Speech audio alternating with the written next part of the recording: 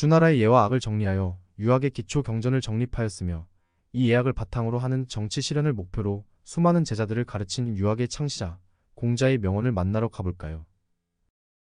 부모가 자식에게 베푸는 사랑은 대가를 바라지 않는 순수한 사랑이라고 한다. 그런데 부모도 살다 보면 힘이 들 때가 있다. 그럴 때는 이렇게 말한다.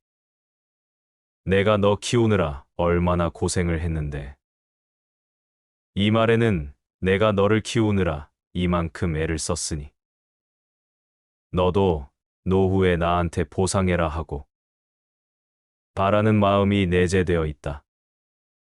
사람인지라 삶이 버거울 때면 자식에게 기대고 싶거나 바라는 마음이 들게 된다. 그래서 부모가 자식을 원망하는 경우가 생기게 된다. 부모가 되고 자식을 보면서 키우는 재미를 마음껏 누렸다면 자식이 이제 다 커서 효도를 하지 않더라도 조금도 서운해하지 않을 것이다. 자식을 키우는 동안 품에 안음으로써 이미 큰 기쁨을 누렸기 때문에 아이에게 사랑을 베풀었다는 생각도 없다.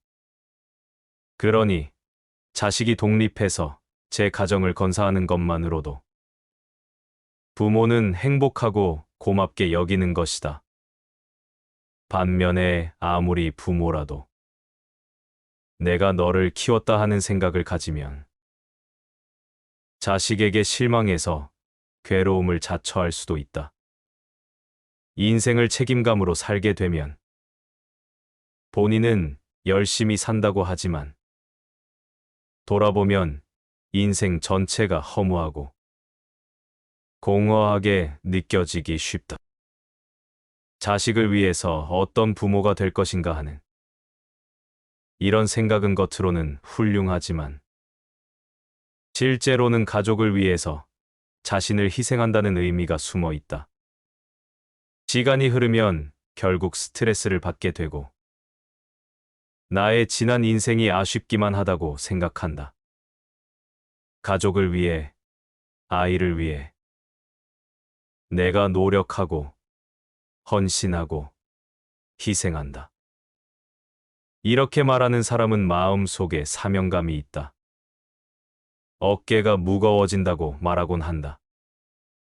이럴 때 한번 솔직하게 생각해보라. 혼자 지내는 게 좋은지, 가족과 함께 지내는 게 좋은지 말이다. 혼자 사는 것보다 결혼해서 사는 것이 낫고, 자식이 아무리 애를 먹여 없는 것보다 있는 것이 낫다면, 아내 때문에 자식 때문에 자신이 희생하고 있다고 생각하는 것은 잘못된 것이다. 나 자신을 더 힘들게 만들 뿐이다. 오히려 아이들에게 항상 고맙다. 너희가 있어서 내가 행복하다라고 말해보라. 아내에게도 가끔 잔소리도 있지만 당신이 있어서 내가 사는 재미가 있네. 라고 말할 수 있어야 한다. 이렇게 상대를 고맙게 여기면 가정이 화목해지고 저절로 좋은 아버지, 훌륭한 남편, 좋은 어머니, 훌륭한 엄마가 된다. 요즘에는 자식들이 장성한 뒤에도 자신의 인생을 희생하며 뒷바라지하는 부모들이 많다. 그러나 희생하는 데에는 한계가 있다. 결국에는 인생을 이렇게 살 필요가 있나? 내가 왜 가정에, 자식에 묶여서 이렇게 인생을 허비해야 하는 회의가 든다. 또 누구를 위해서 희생한다는 생각을 하면 보상 심리가 생기게 된다. 누구를 위해 산다는 것은 자유롭고 행복한 인생과는 거리가 멀다. 정말로 좋은 부모가 되는 길은 좋은 배우자가 되는 길과 같다. 있는 돈 없는 돈 들여가며 아이들에게 아무리 정성을 쏟아도 부모가 악을 쓰고 싸우면 아이들은 삐뚤어지게 된다. 반면에 부부가 행복하게 지내면 아이들은 저절로 잘 크게 된다. 학창 시절 공부를 좀 못한 아이들도 나중에는 다 잘 된다. 결국 부모가 화목하게 사는 것이 부모 노릇을 제대로 하는 것이다. 부모가 자식을 위해 무조건 희생하다 보면 자식에게 거는 기대가 커지고 그리고 자식은 부모의 기대라는 무거운 짐을 지고 살게 된다. 그러다 보면 삶의 활기가 없어지고 항상 부모의 눈치를 보게 된다. 이런 자식은 결혼해서도 독립을 못하고 부모에게 의지하기 쉽다. 나라서 정말로 자식의 행복을 바라고 좋은 부모가 되고 싶다면 자식이 20살이 되면 독립을 시켜야 한다. 내가 고등학교 졸업할 때까지만 재워주고 먹여주고 가르칠 것이니 이후로는 너 마음껏 살아라. 혼자 살아도 좋고 결혼해도 좋고 결혼할 사람이 어떤 사람이든 다 좋다. 너 원하는 대로 살아라. 어머니, 아버지는 너를 지지한다. 이렇게 다 풀어서 광야에 내보내 주어야 아이들이 활기차게 산다. 부모의 좁은 울타리에 계속 가두면 우리 아이들이 크게 성장하지 못한다. 그러다 보니 젊은이들도 도전하는 것을 두려워하고 안정만 추구하는 애늙은이가 많아져서 사회 전체가 침체 국면으로 빠져드는 것이다. 아이는 아무 곳에서나 키워도 잘 자란다. 아이 걱정은 하지 말라. 그런데 부모가 자식 키우는 것이 너무 괴롭다고 하소연하면 자식은 잘 되기가 어렵다. 부모를 괴롭히는 아이가 어떻게 잘 될 수 있을까? 부모 노릇도 자식을 위한 희생이라고 생각하면 굴레가 된다. 그러니 너를 위해 내가 이렇게 하고 있다는 생각을 버려야 자식의 인생도 부모의 인생도 다 행복해질 수 있다. 나이가 들수록 자식을 멀어지게 만드는 부모에 대한 나의 지혜를 얘기해 보겠다. 첫째, 자식의 문제를 하나부터 10까지 전부 해결해 주지 마라. 자녀, 양육의 마지막 목표는 독립이다. 사랑이라는 이름으로 자식의 모든 문제를 해결해 주려고 하면 안 된다. 자녀의 문제를 대신 해결해 주려고 끊임없이 개입하는 부모는 나중에 버림받기 십상이다. 자식은 직접 어려움을 경험하고 극복해가는 과정을 거치며 성장한다. 이렇게 직접 인생에서 배울 수 있는 기회를 빼앗는 부모는 자녀를 무기 없는 삶의 전쟁터로 내보내는 것과 다름없다. 물론 그렇다고 해서 자식을 방치하고 자식의 어려움을 무시하라는 이야기는 아니다. 자녀가 스스로 직접 문제를 극복할 수 있도록 방치와 도움 사이에서 해결책을 찾아야 한다. 두 번째, 자식 앞에서 돈 때문에 싸우는 모습을 보이지 마라. 돈에 집착하고 돈 때문에 싸우는 모습을 보이면 안 된다. 자식에게 진정 기쁨을 주는 부모는 어떤 부모인지 아는가? 돈이야 있으면 좋겠지만 돈이 많다고 해서 세상에서 가장 좋은 부모는 아니다.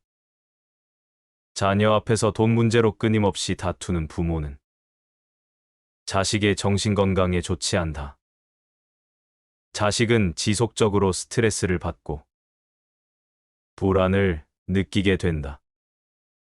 이런 자녀는 훗날에 다른 사람들과 인간관계를 맺을 때도 심리적으로 불안한 모습을 많이 보인다. 부모는 돈 문제에 있어서 자신감 있게 행동해야 한다. 또한 부모된 입장에서 자식 앞에서 돈을 놓고 싸우지 않기 위해 부단히 노력해야 한다. 세 번째, 자녀를 부모의 소유물로 여기지 마라. 부모는 자녀를 자신의 소유물로만 볼 것이 아니라 자신의 삶을 주체적으로 이끌어가는 하나의 독립적인 인간으로 여겨야 한다. 양육의 목적은 자녀를 독립시키는 것이기 때문이다. 하지만 어떤 부모들은 너의 미래를 위해 그러는 거다. 널 위해서 내가 일하는 것이다. 라는 말들로 자녀를 올가매려 한다. 부모가 자녀를 올가매려 통제하려는 집안 중에서 자식이 승승장구하며 대성하는 경우는 많지 않다. 부모의 일과 자식의 일은 독립되어 존재해야만 한다. 부모의 일을 자식에게 억지로 이해시키려 하지 말아라. 내 책임을 소홀히 하거나 방탕한 생활을 하지 마라. 사람의 생명은 하늘이 준 선물이며 다른 사람에게 행복을 주는 데에 써야 한다고 믿으며 살아가야 한다. 이는 부모가 자녀에게 세상에서 긍정적인 영향을 미치는 방식으로 살아야 할 책임이 있음을 알려준다. 인생을 낭비하거나 부모로서의 책임을 다하지 않는 부모는 자녀에게 버림받을 가능성이 높다. 자녀는 책임감 있고 선한 방식으로 살아가는 부모를 존경하고 존중한다. 다시 말해 방탕하게 낭비를 일삼거나 책임을 소홀히 하는 부모는 결국 자녀에게 버림받게 되어 있다. 자식들은 책임감 있고 세상에 긍정적인 영향을 주기 위해 살아가는 부모를 존경한다. 그리고 무책임한 태도와 행동을 반복하는 부모에게 등을 돌린다. 사랑한다면 고생시켜라.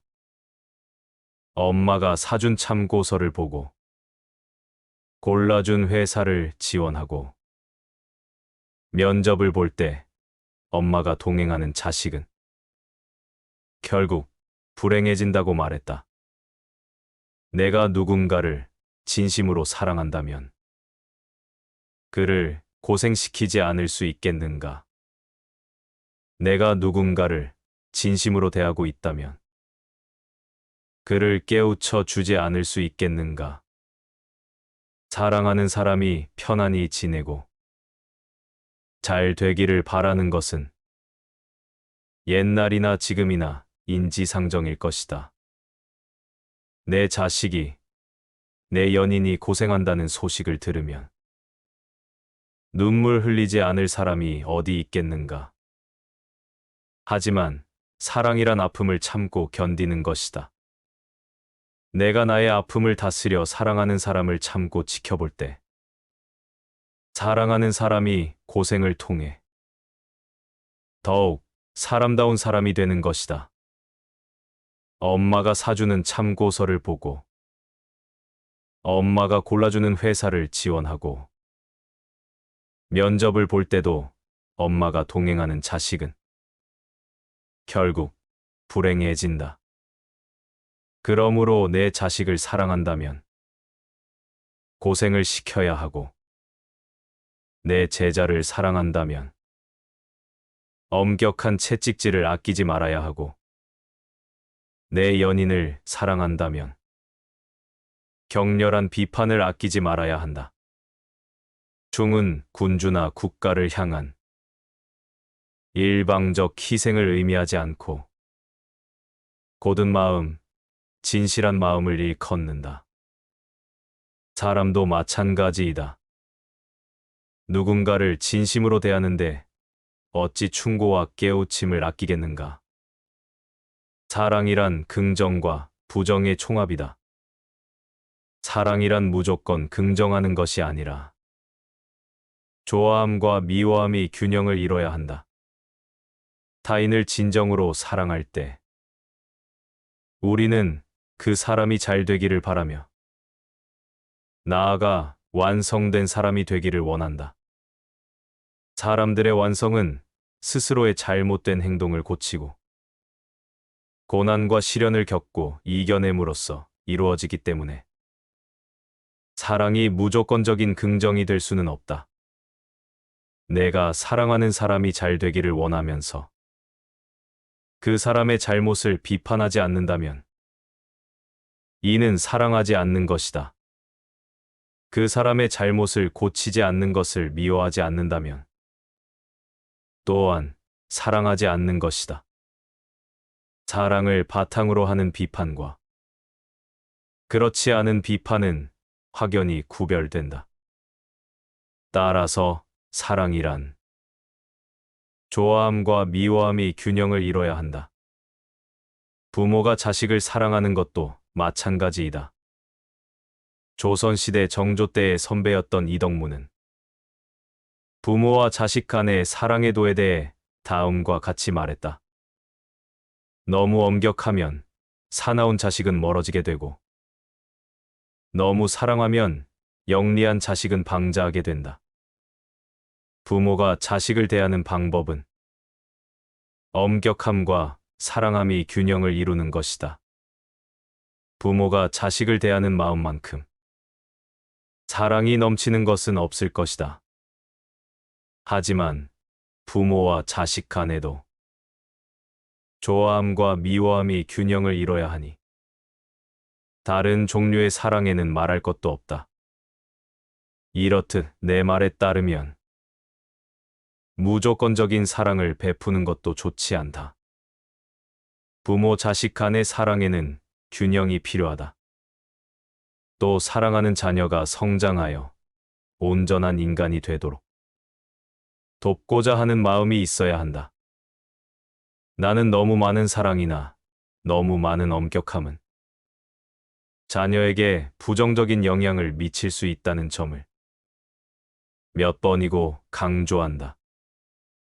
결론적으로 부정적인 행동을 하거나 책임을 소홀히 하거나 자식에 대한 배려가 부족한 부모는 자녀에게 버림받을 가능성이 크다.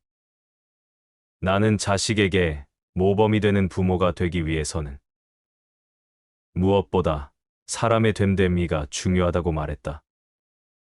내가 먼저 좋은 사람이 되어야 자녀에게도 좋은 부모가 될 수 있다는 의미이다. 좋은 사람이 되는 법. 첫 번째, 언제나 사랑받는 사람. 다른 사람에 대한 배려를 잊지 않고 성실히 살아간다. 이것은 무척 어려워 보이지만 실은 즐거운 일이다.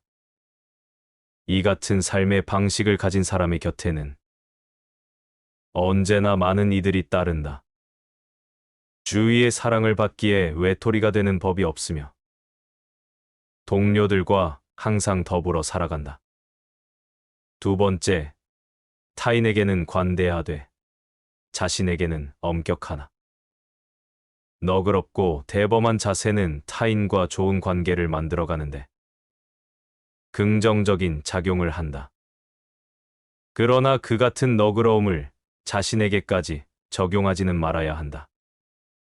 스스로에게 지나치게 관대한 사람은 너무도 쉽게 자신의 게으름과 실수를 용서하고 매사를 변명으로 얼버무린다. 타인에게는 관대하고 대범한 마음으로 다가설지라도 자신에게만큼은 엄격하고 신중한 태도를 지녀야 진정한 성장을 도모할 수 있다. 세 번째, 교육의 기본. 가르침에 있어서 어느 것은 중요하고 어느 것은 중요하지 않다라고 판단하는 것은 어리석은 자의 생각이다. 모든 가르침에는 나름의 가치와 정의가 담겨 있다. 다만 상대의 역량을 고려하지 않고 갑작스럽게 난해한 내용을 가르치는 것은 경계해야 한다. 폭넓은 가르침을 전하되 배우는 쪽의 수준에 맞추는 배려가 필요한 것이 교육이다. 너무 높은 수준의 내용을 배우라고 강요하는 것은 교육이라 할 수 없다. 네 번째, 최소한의 예의. 조화로운 삶을 위해 서로 침묵을 도모하고 친근한 태도로 상대를 대하는 것은 좋은 일이다. 단, 아무리 가깝고 돈독한 관계를 맺기 위함일지라도 최소한의 예의만큼은 잊어버리지 않아야 한다. 최소한의 예의가 사라지면 제대로 된 인간관계를 맺는 것은 고사하고 어떠한 일도 원활히 진행되지 않는다. 다섯 번째, 자신을 가장 엄중히 경계한다. 자신의 잘못은 엄격히 따지고 깊이 반성한다. 한편, 다른 사람의 실수를 따질 때에는 사정을 잘 헤아려 보고 동정할 부분이 있다면 관대하게 감싸준다. 이렇게 행동하면 억울함이나 원망을 호소하는 목소리가 줄고 사람들 또한 그러한 미덕을 본받는다. 여섯 번째, 마음의 성장을 완성하는 세 가지. 큰 돈을 벌었다는 이야기에 판단력과 냉정함을 잃지 않는 것. 극복해야 할 난국에는 목숨을 걸고 맞설 각오를 하는 것. 오래전에 나눈 약속일지라도 잊지 않고 반드시 지키는 것. 이 세 가지를 행할 수 있다면 마음의 성장은 완성된 것이라고 할 수 있다. 일곱 번째, 사람답게 살기 위한 조건. 사람이 사람답게 살려면 먼저 정직한 마음이 있어야 한다. 정직한 사람만이 타인과 더불어 살 수 있으며 세상 속에 받아들여지고 행복에 가까워진다. 혹여나 정직하지 못한 이가 세상 속에 받아들여지고 있다면 그것은 단지 운이 좋았을 뿐이다. 여덟 번째, 자신만이 고칠 수 있는 병. 기분에 따라 말이 쉽게 변하는 사람은 마음이 견실하지 않은 병에 걸린 것과 다를 바 없다. 이 병은 아무리 영험한 기도로도 아무리 뛰어난 명의의 치료로도 고칠 수 없다. 결국 주위 사람들로부터 미움을 얻고 버림받을 뿐이다. 이 마음의 병은 그들 스스로가 문제를 자각하여 고칠 때 비로소 완쾌될 수 있다. 나는 타인을 얼마나 이해하고 있는가? 다른 이가 나를 이해해주지 않는다고 불만에 가득 차 끙끙 앓아봤자 해결되는 것은 아무것도 없다. 그 전에 나는 다른 사람을 얼마나 이해하고 있는지, 그의 가치와 재능을 제대로 인정하고 있는가를 반문해 볼 필요가 있다.